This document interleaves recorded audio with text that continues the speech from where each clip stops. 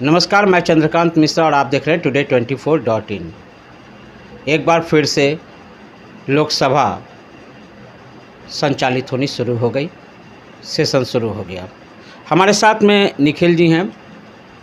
निखिल जी, सबसे पहले तो आपका स्वागत है। धन्यवाद सर। बिहार की बात करेंगे, बिहारी की बात करेंगे। 40 सीट लोकसभा में जी। 40 सीट लोकसभा में 40 सांसद बिहार के जी। बिहार के 40 सांसद पहुंच चुके हैं लोकसभा। सब ने अपने अपने अंदाज में, निराले अंदाजों में भी सब लोगों ने शपथ ग्रहण किया। अगर बिहार की बात करें तो बिहार का कौन सा वो नेता होगा, कौन सा वो लाल होगा, कौन सा वो बेटा होगा, कौन सी वो बेटी होगी जो सदन में इस बार गरजने वाला है? देखिए, सबसे पहले पप्पू यादव की बात करने वाले आज हम। पप्पू यादव इन दिनों शपथ ग्रहण समारोह के ही दौरान सदन में गरजने लगे। और गरजे ही नहीं, उन तमाम सांसदों को ये याद भी दिला दिए कि बिहार से आप चुन कर गए हैं और बिहार के साथ आपने नाइंसाफ़ी की है। तो पप्पू यादव के टी शर्ट पे हम लोगों ने भी देखा कि रीनीट जी एग्ज़ाम को लेकर के नीट में कितनी बड़ी धांधली हुई आप भी जानते हैं जी। लगातार विशेष राज्य के दर्जे की मांग बिहार के मुख्यमंत्री नीतीश कुमार जब विपक्ष में रहते हैं, जब एनडीए के साथ उनका साथ टूट जाता है तो विशेष राज्य के दर्जे की मांग लगातार करते हैं। अब जब सत्ताधारी दल के साथ चले जाते हैं, एनडीए के साथ चले जाते हैं, तो विशेष राज्य के दर्जे की मांग को भूल जाते हैं।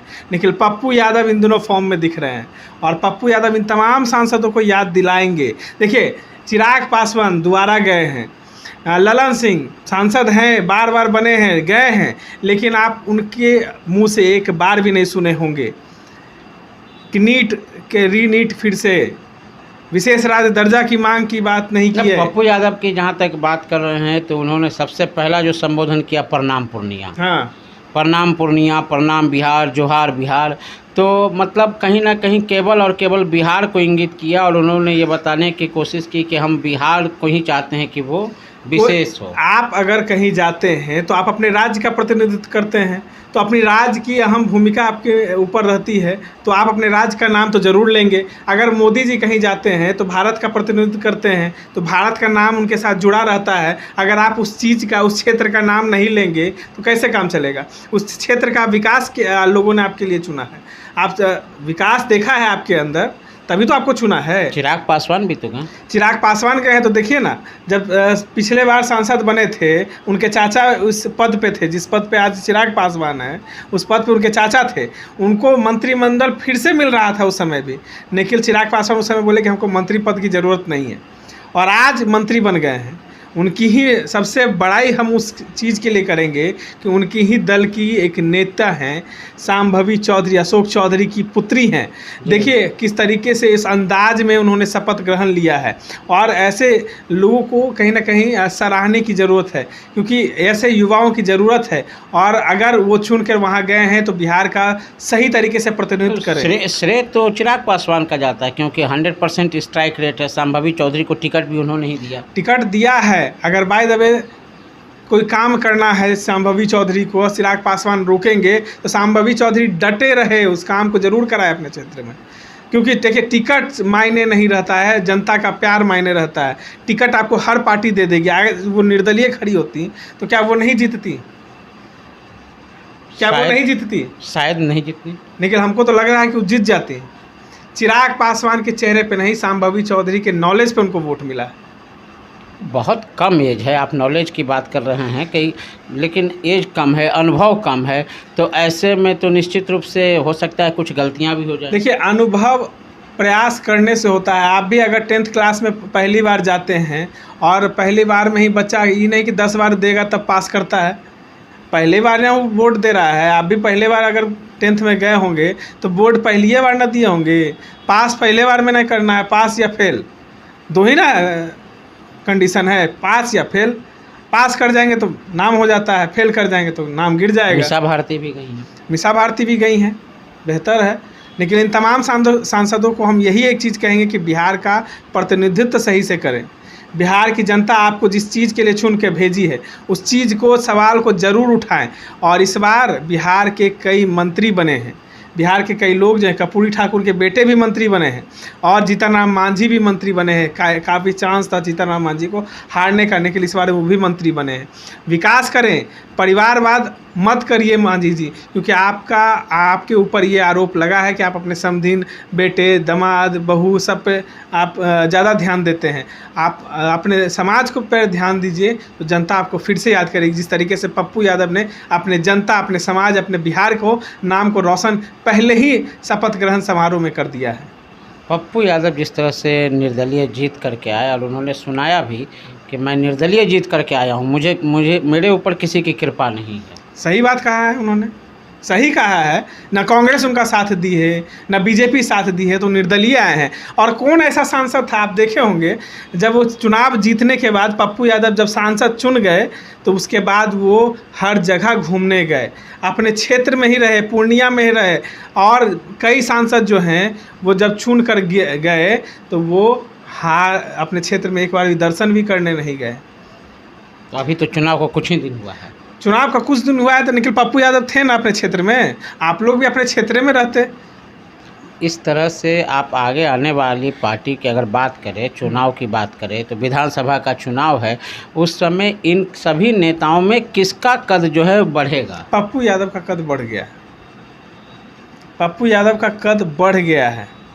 और इन दिनों पप्पू यादव फॉर्म में रहेंगे सदन में, ये आप देख लीजिएगा। इन दिनों पप्पू यादव जो है पूरे फॉर्म में रहेंगे और इसका असर जो है, देखिए पिछले बार विधानसभा में पप्पू यादव को कोई फ़ायदा नहीं हुआ था।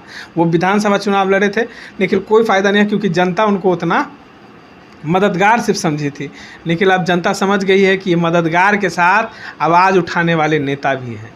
अच्छा, एक बात अब बिहार से थोड़ा सा यूपी की ओर जाते हैं। चंद्रशेखर जी ने भी कह दिया शपथ लेते लेते कि सुनना पड़ेगा, हम सुनाने आए हैं। हाँ, तो सुनना पड़ेगा ही, सत्ता पक्ष को अब सुनना पड़ेगा, क्योंकि विपक्ष अब मजबूत है। विपक्ष अब मजबूत है। बिहार की नहीं, पूरे देश की जनता ने अब मोदी जी को ये बता दिया है कि आप जो हैं जिस तरीके से हमें धोखा दे रहे थे, अब आप धोखा देने लायक नहीं रहे हैं। बैसाखी के आपके साथ जोड़ दिए हैं, ज़्यादा इधर उधर से कीजिएगा ना तो बैसाखी पहले छिटक जाएंगे। और नीतीश कुमार जो है ना, वो सबसे पहले भागते हैं। अच्छा, एक चलते चलते एक और सवाल ले लेते हैं कि विपक्ष में नेता के रूप में राहुल गांधी जी, एक संवैधानिक पद उनको मिला है जी, तो इसको कैसे देखते हैं? देखिए राहुल गांधी काफ़ी ये पहले वाले राहुल गांधी और अब वाले राहुल गांधी में कोई अंतर है? नहीं, पहले वाला जो राहुल गांधी था वो बदल गया। आप देखेंगे कि इस बार जो राहुल गांधी जैसे पद यात्रा करके पूरा देश घूमे उन्होंने, तो कहीं ना कहीं एक बदलाव उनमें आया और कहीं ना कहीं इस बार बड़ा कदम है। जैसे ही मल्लिकार्जुन खड़गे को राष्ट्रीय अध्यक्ष बना दिया उन्होंने, अब सब कुछ उन्होंने जनता के ऊपर छोड़ दिया है। अब राहुल गांधी का जो कद है और ज़्यादा बढ़ गया है। अब राहुल गांधी आज जो इस बार फॉर्म में दिखेंगे ना, वो दूसरे फॉर्म में दिखेंगे आपको सदन में। ये भी हम आपको कह दें कि इस बार जो है बिहार में अगर जो चुनाव होने वाला है बिहार विधानसभा का, उसमें जो है एनडीए पटकनी खाने वाली है। एनडीए पटकनी खा जाएगी? पटकनी खा जाएगी भाई, सरकार है यहाँ पे तो जदयू और बीजेपी साथ में है, फिर कैसे? जदयू बीजेपी साथ में है ना, देखिएगा इस बार बीजेपी को भी कम वोट आने वाला है और जदयू को भी कम वोट। चलिए, ये आपका व्यक्तिगत आकलन। जी, व्यक्तिगत क्या, जनता का आकलन है। आप क्षेत्र में गए होंगे, जनता काफ़ी नाराज़ है अपने विधायक से, लेकिन इस बार सांसद पे गुस्सा छाड़ रही थी। अब विधायक का गुस्सा जो सांसद पे निकला, अब वो कहीं ना कहीं विधायक जब जाएंगे तो गुस्सा निकलेगा। अब गुस्सा निकलेगा तो आप समझ जाइए क्या होने वाला है। ये अभी यहाँ जो इस बार जो है 200 विधानसभा में जो चुनाव होगा, उसमें इन लोग का और हवा पस्त हो जाएगा। सम्राट चौधरी जो अभी देखिए, सम्राट चौधरी अब तो नीतीश कुमार उनके साथ हैं। सम्राट चौधरी अभी तक ना पगड़ी खोले हैं, ना बाल मुड़वाए। कब मुहूर्त आएगा पता नहीं। वो जान रहे हैं कि नीतीश कुमार कखन ही भागेंगे तो हमारा बयान सही ना हो जाएगा। हम पगड़ी काहे ला खोले अभी। चलिए, बहुत अच्छा लगा, आपने इतना समय दिया, बहुत बहुत धन्यवाद सर। तो ये थे निखिल जी, और इनसे हम लोग बात कर रहे थे कि इस बार जो लोकसभा सदन में जो बिहार के 40 लोग पहुंचे हैं, उनमें कौन बिहार का नेतृत्व कर पा रहा है, कौन बिहार के लिए आवाज़ उठा रहा है, इन सभी मुद्दों पर हम लोगों ने बात की।